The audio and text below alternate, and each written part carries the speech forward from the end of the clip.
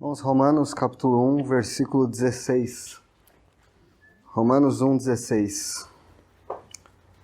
Não me envergonho do Evangelho, porque é o poder de Deus para a salvação de todo aquele que crê, primeiro do judeu e também do grego, visto que a justiça de Deus se revela no Evangelho de fé em fé, como está escrito, o justo viverá por fé.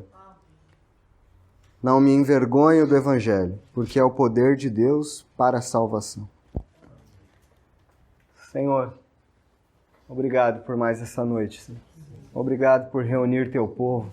Obrigado por Tua palavra. Nós precisamos de Ti, Senhor.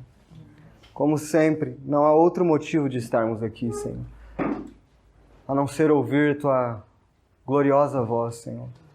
A não ser ver Tua palavra brilhar sobre os nossos corações, Senhor. Iluminar as nossas trevas, nos constranger, tornar-nos mais gratos a Ti. Ó Senhor, supera as minhas fragilidades em comunicar Tua palavra. Ajuda-me a pregar Tua palavra, Senhor, enquanto também peço que auxilies meus irmãos para ouvirem, Senhor. Em nome de Jesus eu te peço, Senhor. Amém. Irmãos, nós estamos estudando sobre a salvação e tendo aquele verso de Jonas, capítulo 2, versículo 9, bem impresso em nossa mente. Ao Senhor pertence a salvação. Então, do começo ao fim, a salvação pertence ao Senhor. Desde nossa eleição antes da fundação do mundo, até a nossa glorificação, quando estaremos finalmente livres da presença do pecado e estaremos com Ele. Então estamos vendo este aspecto da salvação e iniciamos este estudo pela queda do homem, lá em Gênesis 3. É necessário que nós entendamos em que estado o homem caiu e o que aconteceu com ele. Para que isso? Para que nós vejamos a salvação como ela realmente é, tenhamos então um coração mais grato e sejamos uma assembleia madura, que entende doutrina, porque a doutrina molda a maneira como nós vemos tudo e torna o nosso coração muito mais grato ao Senhor. Pessoas que não entendem a doutrina ou que fazem pouco caso dela, estão desprezando as riquezas de Deus. Nós podemos ver o coração do Senhor, seu infinito amor, vendo as doutrinas, vendo sua santidade, seu juízo, sua ira, vendo quem Ele é. Conhecer doutrina, aliás, um cristão que diz, eu não quero doutrinas, ele é um cristão muito estranho, porque nós só podemos conhecer a mente do Senhor conhecendo doutrinas. Então, apesar de salvação ser um assunto básico, fundamental, temo que muitos não conheçam o que é verdadeiramente a salvação do Senhor, o que é verdadeiramente o Evangelho de Cristo Jesus. Então é isso que pretendemos falar um pouco hoje, sobre a depravação total do homem, continuando sobre a queda. Nós, quando estudamos a respeito da queda, falamos quais foram as consequências desta queda. O tema da mensagem de hoje é não se envergonhe do Evangelho. Dividirei em 3 partes a mensagem. Na primeira parte eu quero definir o que é depravação total. O que é que diz essa doutrina? Como é que nós podemos entender biblicamente o que é depravação total? A segunda parte da mensagem quero dizer aos irmãos do que é que não devemos nos envergonhar do Evangelho e muitas vezes, por não compreendermos bem doutrina, nós nos envergonhamos. Paulo diz, não me envergonho do Evangelho.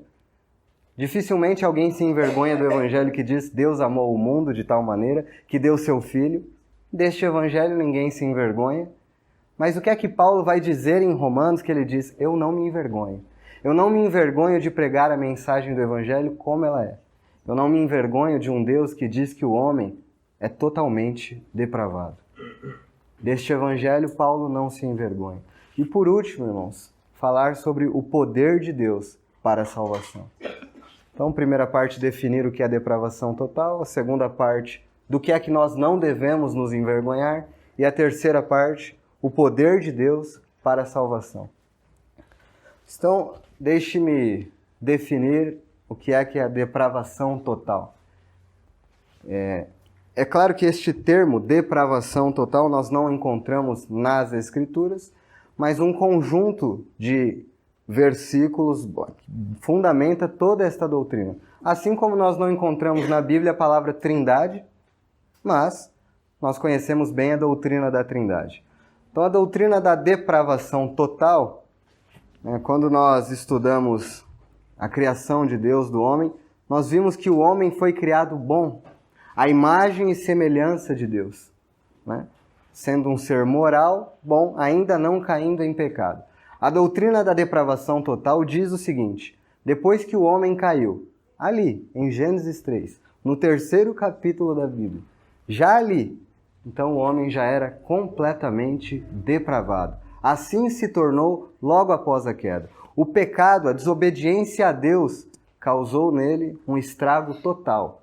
O homem é completamente depravado. Cada uma das suas faculdades, afeições, vontade, mente, totalmente corrompido. E nós vemos isso por muitos e muitos versos da Bíblia. Então, o homem, para entender essa doutrina, nós precisamos entender que agora, desde que Adão e Eva pecaram, cada ser humano que nasce pecador e culpado. Pecador culpado debaixo da ira de Deus. Cada ser humano. Um puritano chamado Lewis Bailey, num livro A Prática da Piedade, ele diz que não há nada mais próprio para um bebê ao nascer do que já nascer chorando. Porque ele já nasce pecador e culpado, debaixo da ira de Deus. Esta é a doutrina bíblica. Então, alguns vão dizer que o cristianismo é muito rude, muito duro, porque um bebezinho, um ser inocente, dizem, não. Na mente de Deus, conforme Salmo 51, verso 5, por exemplo, em que Davi diz: em pecados eu nasci, em pecado me concebeu a minha mãe. Então não nasce, cada ser humano que nasce, segundo a doutrina bíblica, não é uma boa pessoa. É uma pessoa má, pecadora, depravada, inimiga de Deus por natureza. O homem já nasce inimigo de Deus por natureza, não querendo a Deus, não buscando a Deus. E aí me preocupa, e é de meu interesse que os irmãos consigam explicar essa doutrina para outras pessoas. Quando alguém perguntar assim: o que é a depravação total do homem? O que significa isso? Que vocês dizem crer, e espero que os irmãos creiam, porque essa doutrina se encontra de capa a capa na Bíblia. O Senhor Jesus, em um determinado momento, disse aos seus discípulos: vós, que sois maus, sabem dar coisas boas a seus filhos quando lhe pedem? Mas para que, Senhor? Por que é que você vai dizer que eles são maus se o assunto nem é este? Porque o Senhor não precisa enganar ninguém. Ele olha para os seus discípulos e diz: vós, sendo maus, sabem dar coisas boas. Então o Senhor diz: vocês são maus por natureza. O que é essa depravação total? Por natureza. O problema do homem é no seu interior, é no seu âmago. Ele nasce mal, ele é essencialmente mau, pecador. Essa é a doutrina bíblica. Então, o conceito mundano, eles veem o homem pelo menos de duas maneiras.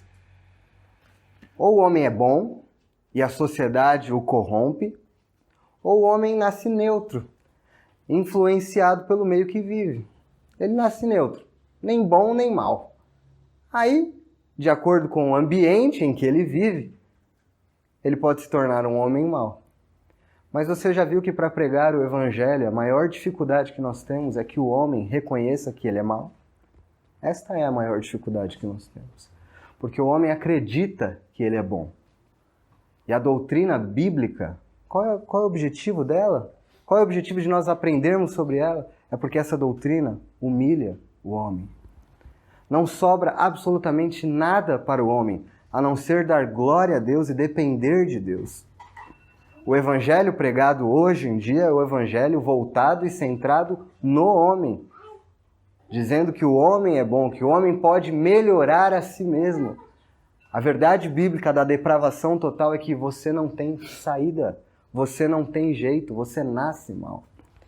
Você não é um pecador porque comete pecados. Você peca porque é pecador. Entendem a diferença? Não é que o homem se torna pecador quando ele começa a pecar, não. O homem só pode pecar porque ele é pecador. Ele não tem como fazer outra escolha. Ele nasce depravado. Então, se nós formos entender esta doutrina, nós precisamos entender duas coisas muito importantes. Depravação total. O homem é mau e o homem é incapaz. Se vocês entenderem estas duas coisas, vocês entenderam a doutrina. O homem é mau e o homem é incapaz. Ao dizer que o homem é mau, eu não estou dizendo que nenhum ato de bondade possa sair dele. Algum ato bom. Vós, sendo mau, sabeis dar coisas boas. Então, o homem que é depravado, às vezes vai fazer algumas coisas boas. E é aí que o mundo tem dificuldade de entender essa doutrina. Não, eu acredito que as pessoas são boas. Eu vejo bondade no mundo. O que eles não entendem é que bondade, segundo a ótica de Deus, é totalmente diferente do que a nossa ótica. Bondade para Deus é o que Ele é. Bom. 100%. Não há nenhuma mancha, nenhuma contaminação, nada. Absolutamente nada. Isso é bom. Então, quando nós dizemos que para entender depravação total, nós precisamos entender maldade, é que o homem, do seu interior, o seu âmago, a sua essência, é má. O homem não é influenciado pelo ambiente. O homem é mau sozinho. Ele não precisa de nada que o influencie. Ele é mau por natureza, corrompido, pecador. Nada o influencia. Na verdade, quem perverteu o mundo foi o pecado do homem. O homem, como nós vimos aquela vez que estudamos Gênesis 3, toda a devassidão causada quando o pecado entrou no mundo. Tudo que ocorreu. Mas a outra parte é que o homem é incapaz. Então ele é mau, pecador, por natureza. E todos vocês aqui são, irmãos. Inclusive eu. Cada pessoa que nasce. Ninguém, quando tem a alegria de ter um filho, diz, nasce um pecador, né? Ninguém fala isso. Mas a verdade bíblica é esta. Nasce um pecador, culpado, debaixo da ira de Deus. Mães e pais têm muita dificuldade de entender essa doutrina. Imagina. E ainda dizem um ser inocente. Não. Por que você atribui inocência a quem Deus atribui culpa? Deus atribui culpa, ele nasce culpado, ele nasce em pecado. Ah, mas ele não cometeu ainda nenhum ato. Então, você não entendeu. Ele é pecador. E manifesta logo cedo, logo bem cedo. Os pais conhecem isso. Manifesta logo bem cedo a natureza de Adão. A natureza pecaminosa. Não demora muito tempo. Então essa é a questão da maldade, para entender a depravação. Mas a outra, incapacidade. Porque se fosse só maldade, ainda assim o homem ainda poderia atribuir méritos para si. Mas é maldade, corrupção e incapacidade. Incapaz de fazer o bem. Incapaz de buscar a Deus. Incapaz de entender a Deus. Incapaz de salvar-se. É isso que a doutrina da depravação total coloca diante do homem. Então, esmaga o orgulho humano, acaba com o ego humano. Ele é mau, completamente mau, não há bondade nele. Paulo diz, eu sei que na minha carne não habita bem algum. Mas quem está falando isso? Já um cristão. Então ele vai falar na minha carne, porque nós possuímos duas naturezas. A natureza regenerada, recriada por Deus, nessa habita bem, que não é nossa, é do Senhor. Na nossa natureza caída só habita mal. Então o que é um incrédulo? O que é um ímpio? Alguém em quem não habita bem algum. Nossa, mas que relato triste da humanidade. Pode ser triste, você pode considerar isso, irmão, mas é bíblico. E se você acredita na Bíblia, você tem que acreditar nisso. Você quer ver em Gênesis, capítulo 6, versículo 5?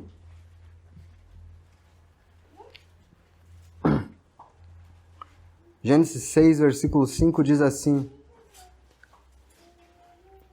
Viu o Senhor que a maldade do homem se havia multiplicado na terra e que era continuamente mal todo desígnio do seu coração. Essa é a verdade bíblica. Que todo desígnio do coração do homem é continuamente mal. O que vamos dizer, por exemplo, de Jeremias 17, 9? Enganoso é o coração do homem, desesperadamente corrupto. Sobra alguma bondade para o homem? Ou nós não acreditamos que a Bíblia é? Ah, irmão, mas isso que você está me falando não é novidade, eu sei disso. Então por que é que você diz algumas coisas como aquela pessoa é tão boa? Só falta crer. Não, aquela pessoa, ela precisa de um empurrãozinho. Não, irmão, ela está morta em pecados e delitos. Ela não é uma boa pessoa. Ela não é uma amiga de Deus. Ela está morta em pecados e delitos. Ela é uma inimiga de Deus. Está debaixo da ira de Deus. Ela não busca a Deus. Ela não ama a palavra de Deus. Ela não quer a Deus. Todos nós nascemos assim. Todos nós. Incapazes de fazer o bem. Aí você vai dizer, mas como incapaz de fazer o bem? Às vezes ele faz boas coisas. Sim, todas as vezes, por motivações erradas. Porque o fim de um ato de bondade de alguém não regenerado, não salvo pela graça, não é a glória de Deus. E tudo que não tem por fim a glória de Deus é pecaminoso. Quando o homem faz atos... Por que é que pessoas fazem boas obras? E aí nós podemos, tá vendo? São atos bons. Mas o que é que está por trás disso? Salvar-se a si mesmo. Dizer que ele é uma boa pessoa sem Deus. Que ele não precisa disso.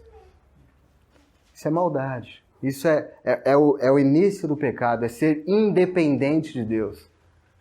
A Bíblia chama isso de maldade. Mal, continuamente mal, todo o desígnio do coração. Assim eu e você nascemos. Assim eu e você estivemos até que a graça raiou sobre os nossos corações. Incapazes.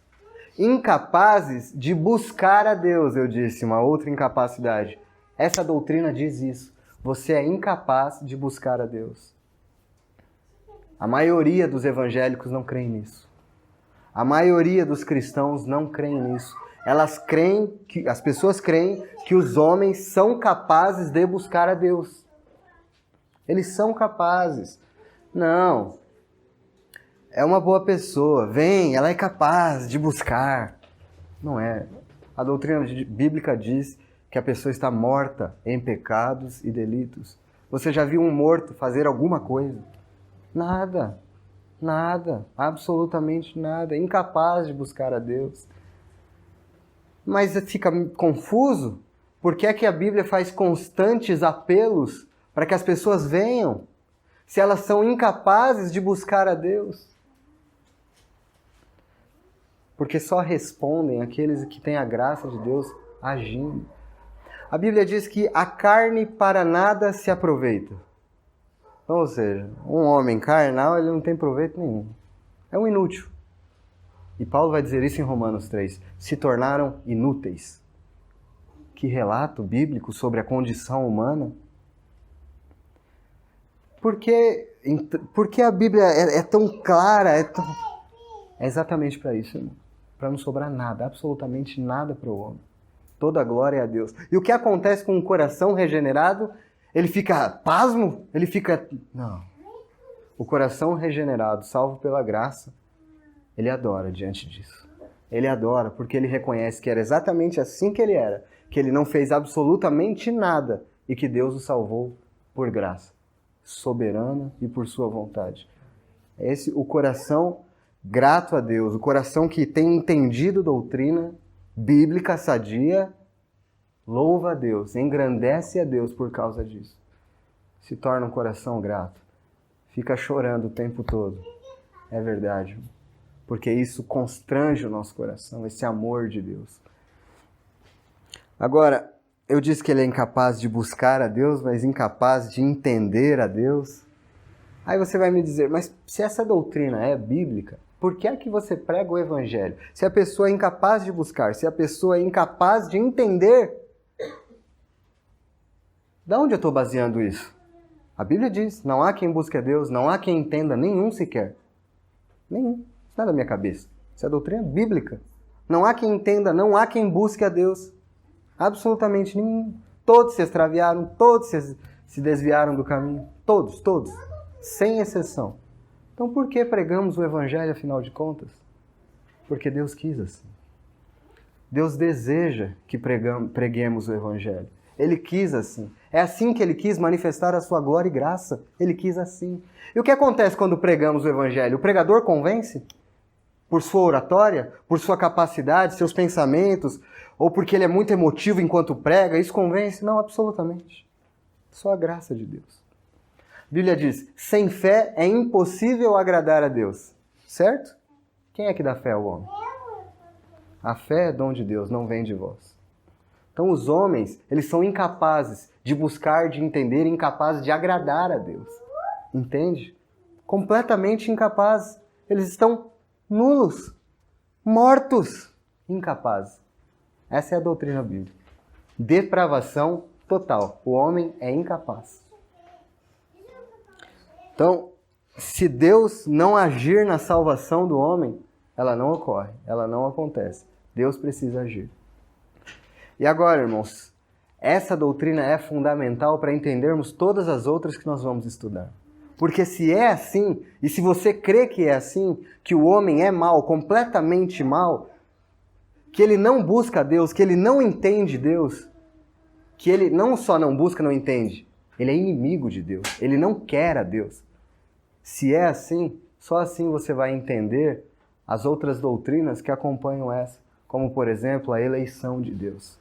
Por que é que Deus elege antes do tempo? E por que é que parte de Deus a escolha, não do homem? Porque o homem não busca, porque o homem não entende, porque o homem não quer. Se Deus não elege, não é ninguém salvo. Aqueles que dizem que há muita injustiça de Deus por eleger alguns para a salvação e não toda a humanidade, não entendem um ponto central, que o homem é mau, que o homem é depravado. É isso. Você tira o olhar do homem para olhar para Deus. Quando você olha para o homem, você tem que olhar como ele depravado, pecador, culpado, condenado. Isso é o que a Bíblia diz. Agora, quando você olha para Deus, você vê bondade, justiça, santidade, amor. Esse é quem Deus é. Então, Deus continuaria sendo santo, justo, bom, amoroso, se Ele mandasse toda a humanidade para o inferno. Absolutamente toda a humanidade. Todos pecaram. Todos se desviaram. Então, o que acontece quando Deus elege alguns para a salvação? Graça, misericórdia. Não é injustiça. Que loucura, injustiça. Injustos somos nós. O justo morreu pelos injustos. Mas como o evangelho voltado para o homem, é muito difícil entender estas doutrinas. E se você não entende que o homem é completamente mau, outras doutrinas decorrem do entendimento dessas, por exemplo, que a graça de Deus em seu chamado ao homem é irresistível. Nós estudaremos a fundo essas coisas, mas eu preciso falar para que vocês conectem com essa doutrina. Se o homem não busca Deus, se o homem não entende Deus, não quer Deus, o chamado de Deus para um homem tem que ser irresistível. Por exemplo, Paulo no caminho de Damasco. Lá está um homem que na sua vontade própria, que dizem alguns Deus tem que respeitar, na sua vontade própria ele está indo para Damasco prender cristãos. Prender, matá-los. Mas o que Deus faz? Ele respeita a vontade de Paulo? Não. Deus está no seu trono. Ele é soberano. Tudo ele faz como lhe apraz. E o que ele faz? Ele derruba Paulo. A luz raia. Ele cai, ele se prostra. Agora, Paulo, vais aprender o que é sofrer pelo meu nome. Tu és meu servo. Antes do teu nascimento te escolhi para ser um vaso em minhas mãos. É isso. Paulo poderia resistir àquele chamado? De maneira nenhuma, irmãos. De maneira nenhuma. Então essa doutrina, ela diz, o homem não tem livre-arbítrio. O homem não tem vontade própria. Pronto. Aí entramos em campo perigosíssimo, quando nós dizemos que o homem não tem vontade própria, ele não tem livre-arbítrio. Mas o que eu estou querendo dizer com isso? Que o homem não escolhe nada? Não, irmão, você escolheu a roupa que você veio para cá. Você escolheu o carro que você vai comprar, você escolheu a esposa com quem você vai casar. Não que nada disso também a soberania de Deus não soubesse. Deus sabia que roupa você ia escolher, que carro você ia comprar e qual a esposa que você ia casar. Sabia de tudo isso. E até determinou, pelo que creio, que essas coisas seriam assim. Mas você escolheu isso. Agora, o homem não pode escolher nada relacionado à salvação. Ele não pode escolher nada que seja bom, porque não há bondade intrínseca nele. O seu interior é contaminado. É isso que essa doutrina diz, que o homem não pode escolher o bem. Ele é incapaz. Aí alguns vão dizer, não, eu creio na vontade livre do homem, que o homem pode escolher as coisas. Sempre que a pessoa disser isso para você, faça uma pergunta. Escolha não pecar. Você consegue? Diga a este homem que crê na vontade livre dele. Você crê que você é livre para fazer, que você tem livre-arbítrio para fazer as suas escolhas? Então escolha não pecar.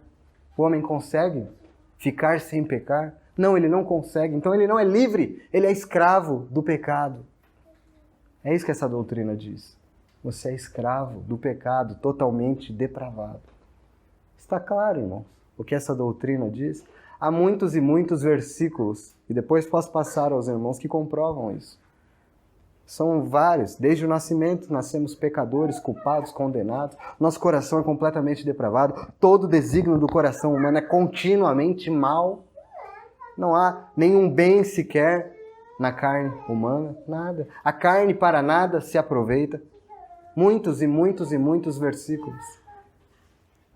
Mas esta doutrina tem implicações. E as implicações são estas. Estas implicações.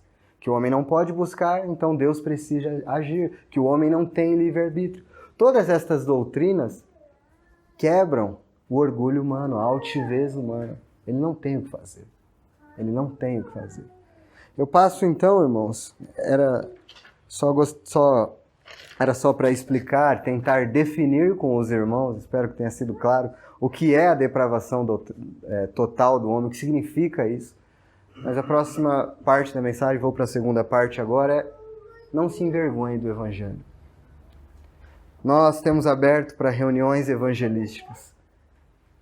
E muitas vezes pode ser que ouvir o Evangelho é muito ofensivo, irmão. Ele é ofensivo ao homem. Mas nós não devemos nos envergonhar do Evangelho. Paulo diz que antes dos versículos 16 que li, 16 e 17, ele diz que tinha muito desejo de ir a Roma. E ele gostaria de pregar o Evangelho lá. Mas ele diz, e eu não me envergonho do Evangelho. Por que que Paulo vai dizer que ele não se envergonha do Evangelho? Que Evangelho é esse que Paulo prega, que ele precisa dizer que ele não se envergonha? Por que Paulo precisa dizer isso? Porque no versículo 18 ele vai dizer uma coisa chocante. Ele vai dizer, a ira de Deus se revela do céu contra toda impiedade. Então Paulo não se envergonha de um Deus irado. O tema da minha mensagem é, irmãos, não se envergonhem do Evangelho. Não se envergonhe do Evangelho que diz que Deus está irado. Não se envergonhe disso. Não fique receoso em convidar alguém para a reunião que vai ouvir que Deus está irado com ela, com seus pecados, que irá mandá-la para o inferno. Aí a gente está lá, mas, meu Deus, essa pessoa, será que ela vai entender o que está sendo dito? Será, meu Deus, mas isso aqui não é muito ofensivo para ela? Como é que prega o Evangelho desse jeito? Paulo diz, eu não me envergonho do Evangelho. Ele é o poder de Deus. Claro que precisa ser o poder de Deus. O homem está morto. O homem não busca Deus. O homem não entende Deus. Precisa ser o poder. Mas ele não se envergonha também da mensagem. Ele não se envergonha do conteúdo. Ele não se envergonha de um Deus irado. Por que Deus está irado, irmão? Contra toda impiedade dos homens. Os homens são ímpios. Os homens ofendem a santidade de Deus.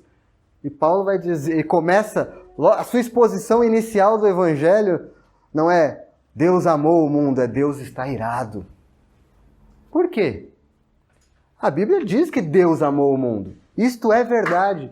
Mas como os homens entenderão o amor de Deus e poderão se tornar gratos em seus corações pelo amor de Deus, se eles não entenderem em que condição eles estão inicialmente? A condição deles é debaixo de ira, debaixo de culpa, debaixo de condenação. Como é que você vai entender o amor e a graça de Deus se você não entender que você é um culpado, inimigo de Deus? Ah, Deus é amor. Claro, eu sou digno de amor de Deus. Eu sou uma criatura excelente. Esse é o evangelho que pregam hoje em dia. Que os homens são excelentes. Falta-lhes só um empurrãozinho. São tão boas pessoas. Não lhes falta empurrão. Eles estão mortos. São pecadores. Deus tem ira. Deus odeia seus pecados. Vamos ler alguns salmos, irmãos, e ver se isso confere com quem Deus é. Pode um Deus estar irado? Muitos ficam chocados com isso. Não, mas Deus é amor. Não é isso que eles dizem? Então, e Paulo toca aqui numa questão muito peculiar dos nossos dias, por exemplo, o homossexualismo. Qual é a bandeira do homossexualismo quando vai falar de questões religiosas? Deus é amor. Permite todas as formas de amor. Entende? Entende o ponto? Se Deus é amor, ele tem que aceitar tudo, mas isso não é verdade. Se Deus é amor, e esta é realmente um atributo de Deus, ele é amor, mas é santo, é justo, e as coisas precisam andar em harmonia. Um Deus que é santo, que é justo, não pode amar o pecado e a injustiça. Então vamos lá em Salmos, vamos ler alguns Salmos. Salmo capítulo 5.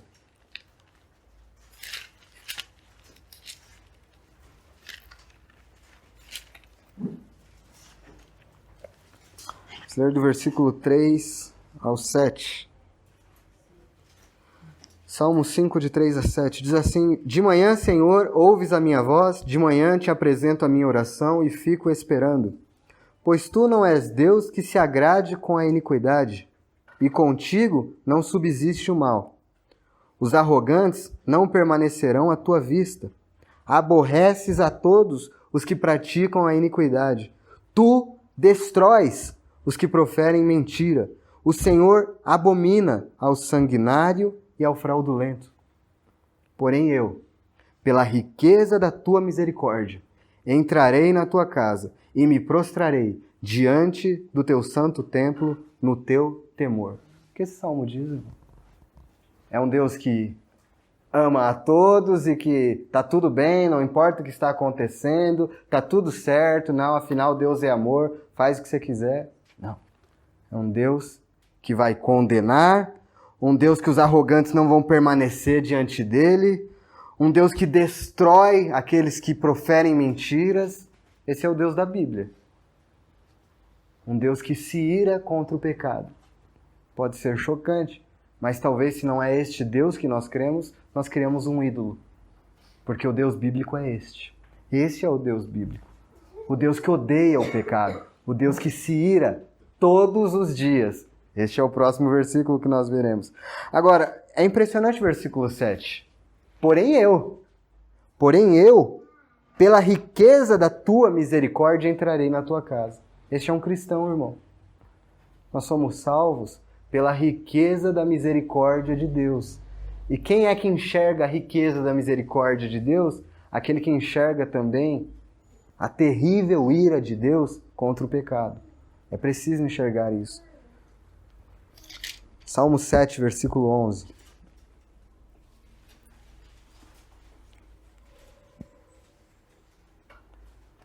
Para alguns a linguagem vai ser de um Deus muito mau agora. Mas olhe, Deus é um justo juiz. Deus que sente indignação todos os dias. Na minha versão, indignação. Outras versões, ira todos os dias. Se o homem não se converter, afiará Deus a sua espada.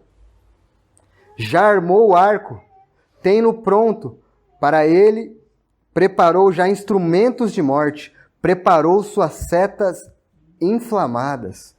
Então espera aí, irmão. A Bíblia diz que o homem que não se converter, Deus já tem uma espada afiada. Ele já armou o seu arco, ele vai destruí-lo, esmagá-lo.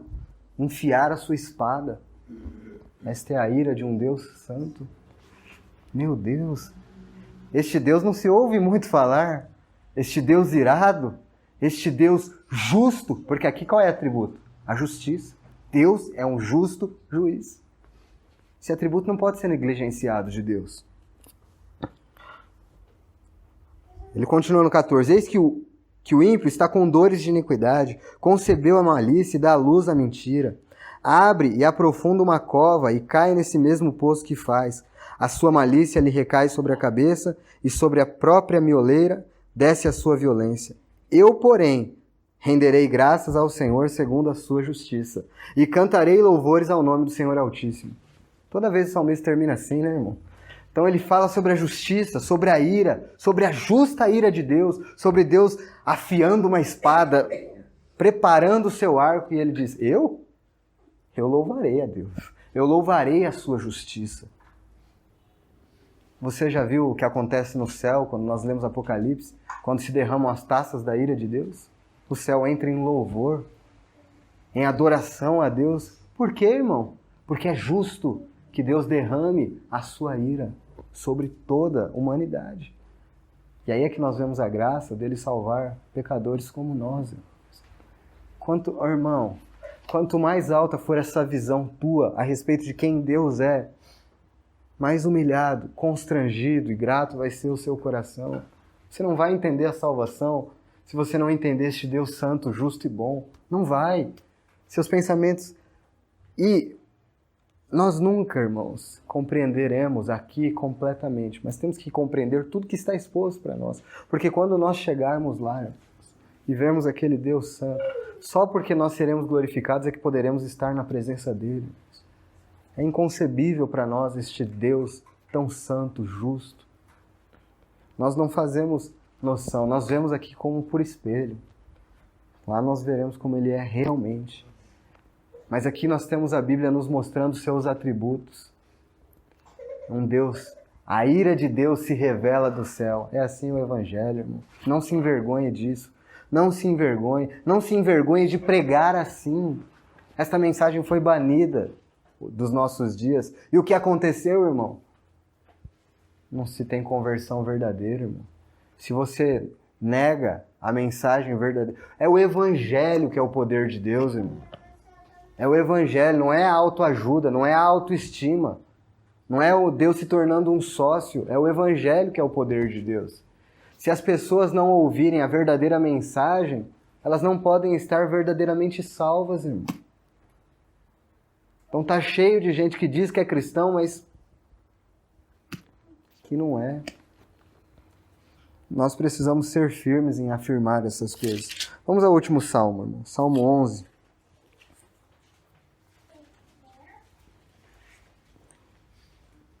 Versículo 4.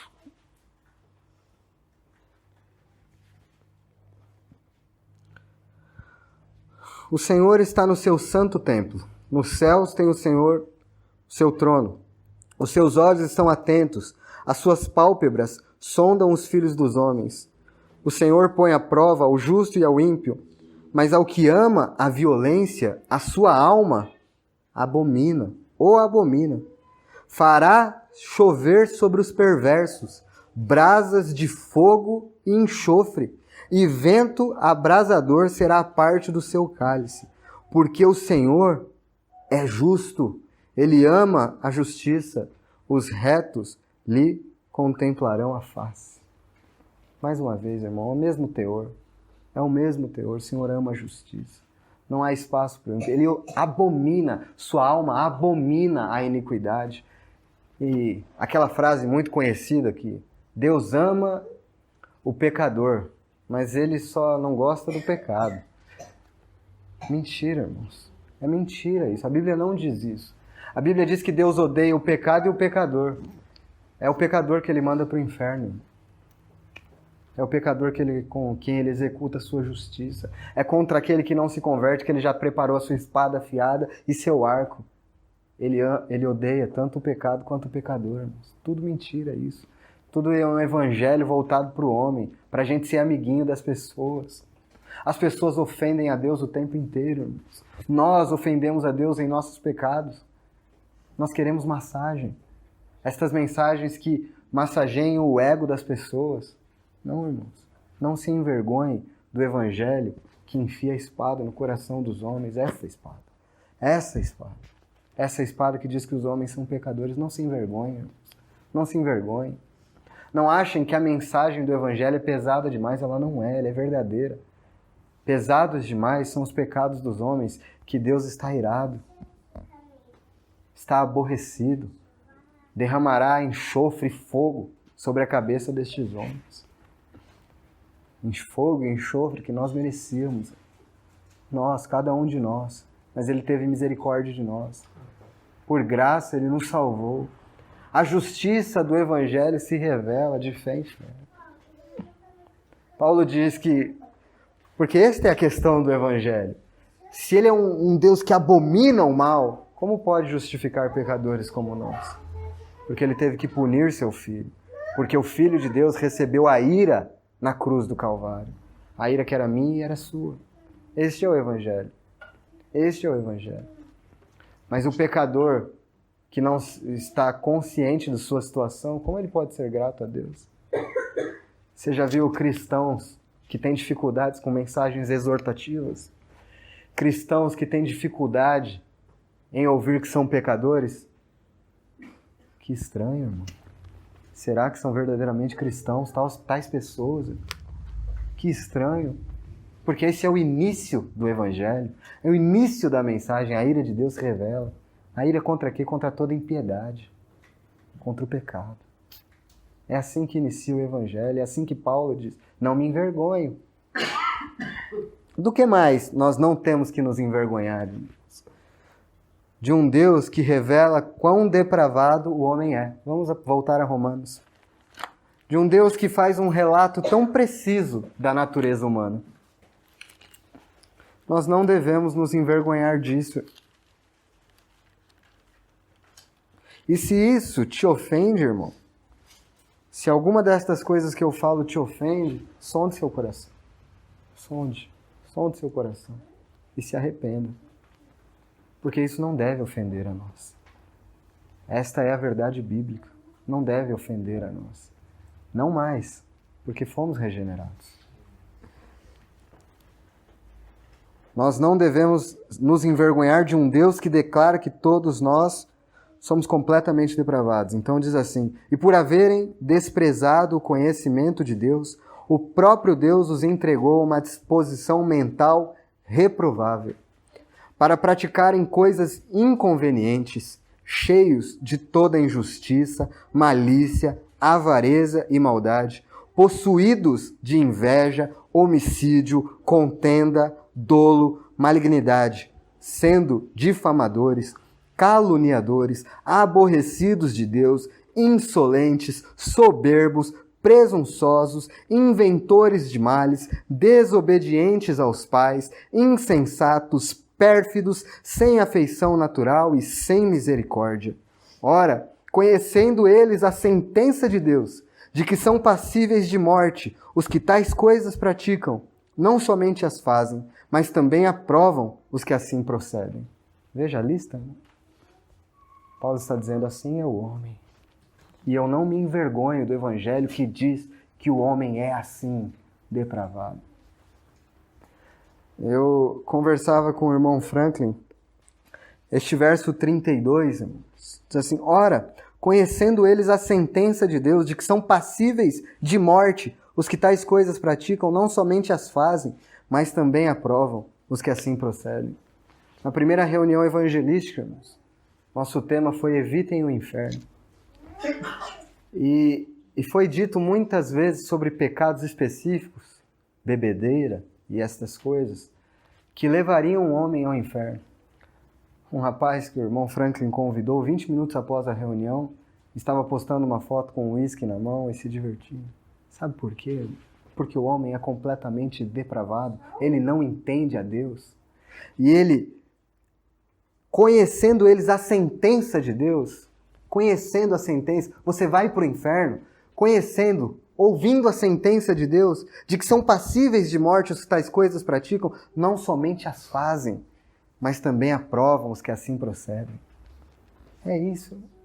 O homem é depravado completamente. Então ele pode ouvir a sentença de Deus, mesmo assim, ele vai fazer as mesmas coisas, sabendo que isto o conduz ao inferno. Ele negligencia sua consciência e vai. Mas diz aqui que ele não só faz, mas aprova. Então quando você olha alguém que, por exemplo, vamos falar de um pecado específico, homossexualidade. Pecado, a Bíblia chama de pecado. Então há muitas pessoas que não são homossexuais, mas elas aprovam o comportamento. Mas também aprovam os que assim procedem. Aprovam o comportamento. Não são, mas aprovam. Acham que é certo. É uma mente reprovável. Uma mente completamente caída, depravada. É isso que a Bíblia diz. Não, isso não é pecado, eles vão dizer. Não, porque é químico o negócio. Não. Pecado. Não, nasce assim. Sim, verdade, isso eu concordo. Nasce pecador. Concordo. Nasce rebelde, nasce desobediente a Deus, eu concordo. Mas não venha me dizer que isso é natural. Então, você vê o relato que a Bíblia diz? Então, o homem, ele tenta dizer que é doença. Não, isso é doença. Então, agora, irmãos, tem doença para tudo. Então, se você entende essa doutrina, entende a mente de Deus, você entende a justiça e que o homem precisa ser culpado. Então, por exemplo, o que é que a mentalidade mundana, por não entender essas coisas, vão dizer com alguém que é um ladrão e que rouba? Ela não é uma ladra, essa pessoa não é ladra. Essa pessoa é uma vítima da sociedade. Porque há muita desigualdade social. Então, ela se tornou uma vítima da sociedade. Ela não é assim. Não. Ela é pecado. Está errado. Ela é culpada. Então, mas por causa disso ela deve ser inocentada. E a nossa justiça dos dias de hoje, às vezes, inocenta pessoas assim, irmão. Você vê que loucura?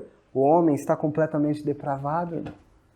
Eles não entendem o senso de justiça. Completamente, a mente reprovável. E Paulo não se envergonha do evangelho que diz exatamente quem o homem é. Por isso, ao anunciar uma mensagem evangelística, eu não posso chegar lá e deixar com que as pessoas sintam-se confortáveis ouvindo a mensagem. Ou elas saem de lá cheias de raiva, ou elas saem de lá chorando. Tem que ser assim. Não pode ser de outra maneira. Não se envergonhe. Não se envergonhe disso. Por isso, ao anunciar 2 ladrões na cruz, eu tenho que apontar e dizer, você é um deles. Este é o Evangelho. Este é o Evangelho. Numa das conversas com um amigo meu do trabalho lá, ele falava, Murilo, você sabe que essa mensagem não alcança ninguém. Porque não é atrativo. Eu sei, claro. O homem natural não entende as coisas de Deus. Ele não busca a Deus, ele não quer a Deus.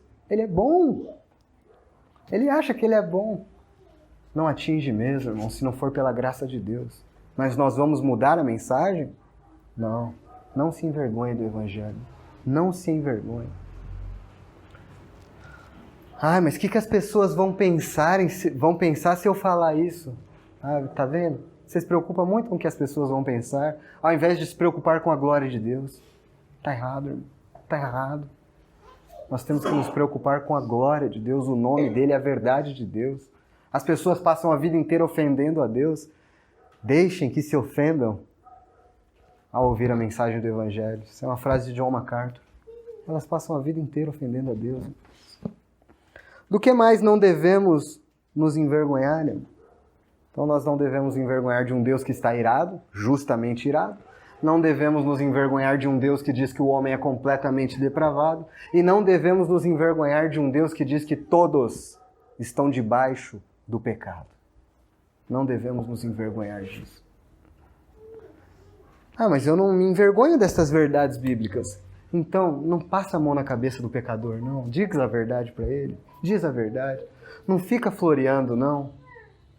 Não diz que, olha, você está quase lá. Não, você não está quase lá. Você não está. Você está longe. Você é um inimigo de Deus. Você precisa se arrepender. Não passa a mão na cabeça dele.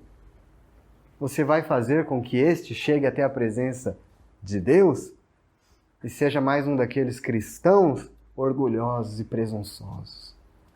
Não faça isso. Não se envergonhe de dizer o que a Bíblia diz. Vamos agora, irmãos, a Romanos 3. Aqui, Espírito Santo é a pá de cal sobre o pecador. Não tem saída para ele. Romanos 3, de 9 a 20. Não se envergonhe, não se envergonhe. Que se conclui? Temos nós qualquer vantagem? Não, de forma nenhuma, pois já temos demonstrado que todos, tanto judeus como gregos, estão debaixo do pecado. Todos, absolutamente. Toda a humanidade, debaixo do pecado. Como está escrito? Não há um justo, nenhum sequer. Nenhum. Ah, aquela é uma boa pessoa. Não, ela não é. Não é justa. Não há nenhum sequer. Não há ninguém que entenda. Não há quem busque a Deus. Não há. Não há quem entenda. Não há quem busque a Deus. Então as pessoas se convertem e falam, eu sempre busquei muito a Deus na minha vida. Eu sempre busquei. Mentira, você nunca buscou. Nunca.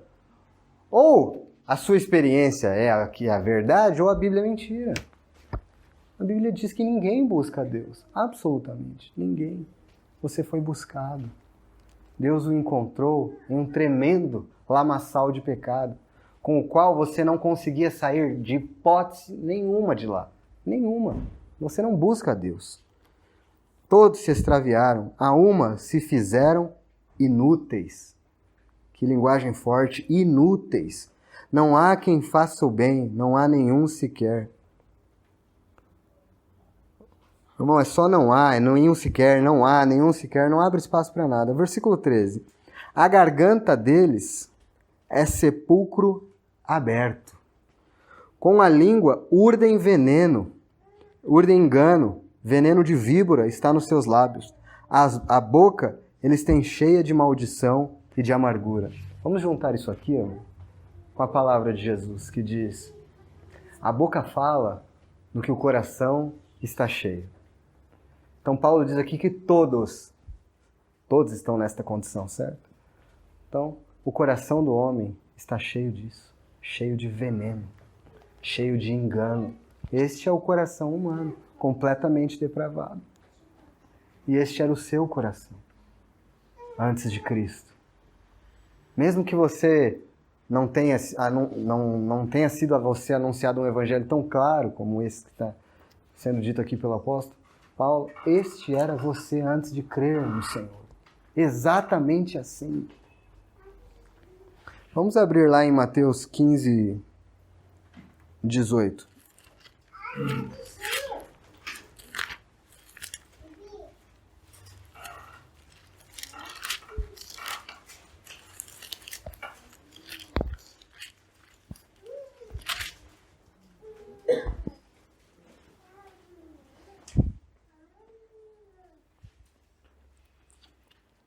Sim, mas o que sai da boca vem do coração. E é isso que contamina o homem. Porque do coração procedem maus desígnios, homicídios, adultérios, prostituição, furtos, falsos testemunhos, blasfêmias. São estas as coisas que contaminam o homem. Mas o comer sem lavar as mãos não o contamina. Mais uma vez, aquela grande pergunta da sociedade. Mas não é a sociedade que corrompe o homem?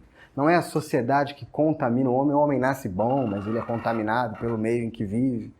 E todas essas filosofias vãs e tolas que os homens criaram para tentar apaziguar a sua consciência culpada diante de Deus.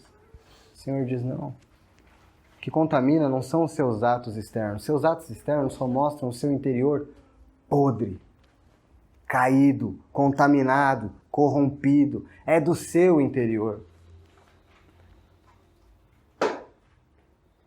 Irmão, homem, você não adultera com os seus olhos porque as situações aparecem. Você adultera com seus olhos porque seu interior é mau, podre, corrompido e caído. É isso. A tentação não coloca nada dentro de você. Ela só expõe o que está lá dentro. Esta é a verdade bíblica. Por isso, esta verdade, este conceito, essa doutrina de depravação total é importante. É importante. Porque você para de achar culpados externos. Você entende que é você o culpado. O problema seu é interno, não é externo.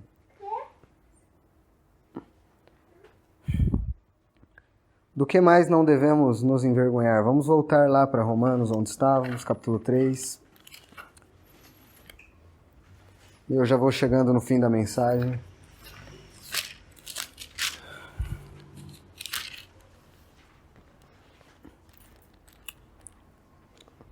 Romanos 3, verso 15.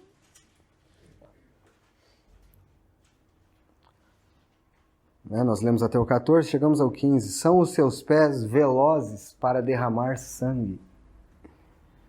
Nos seus caminhos há destruição e miséria. Mas vamos lá. Aqui talvez alguém diga, não. Porque aqui Paulo está dizendo que não há nenhum sequer, todos. Ele está dando o relato de toda a humanidade. Ele diz, seus pés são velozes para derramar sangue. Aí alguém vai me dizer, nunca matei ninguém, nem pretendo. Meu pé não é veloz para derramar sangue. Este relato bíblico não confere com a verdade. Você é que não conhece seu coração. Vamos mostrar o que Jesus diz a respeito disso em Mateus 5. Versículo 21.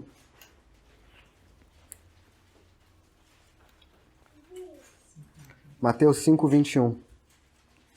Eu estou relacionando o fato dos pés velozes a derramar sangue ao assassinato, a matar. É a interpretação, é isso que o texto diz. Então, ouvistes o que foi dito aos antigos, não matarás.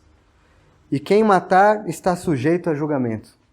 Eu, porém, vos digo que todo aquele que sem motivo aqui está entre colchetes, se irar contra seu irmão, estará sujeito a julgamento.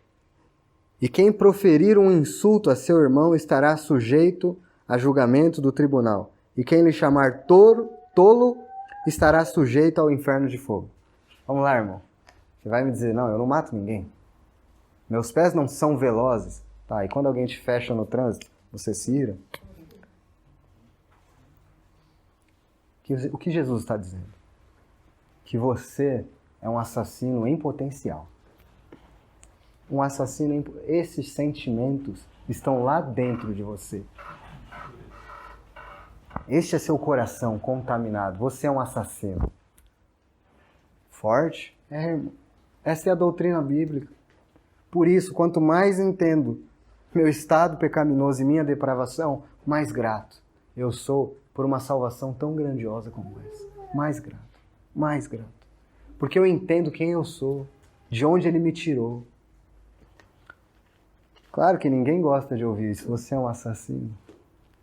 Mas é o que a Bíblia diz. E a Bíblia não fica fazendo carinho. É uma espada afiada que penetra o coração. Bom, do que mais não temos que nos envergonhar? Esta é a mais difícil, eu penso, que as pessoas não gostam disso. Vamos a Romanos 9.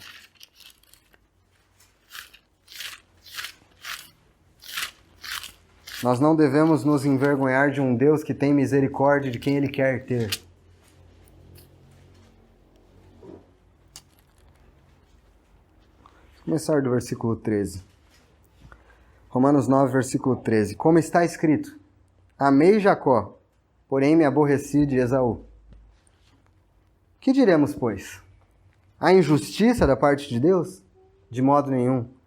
Pois ele diz a Moisés, terei misericórdia de quem me aprouver ter misericórdia, e compadecer-me-ei de quem me aprouver ter compaixão.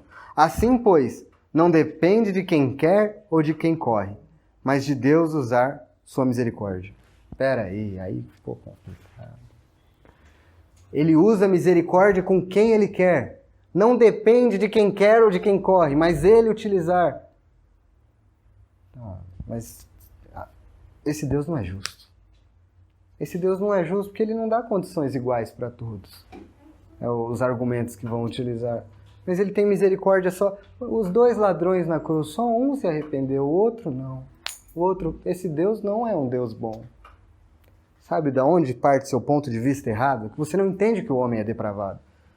No fundo, todas essas questões na sua cabeça, que você não entende que o homem é completamente depravado e mau.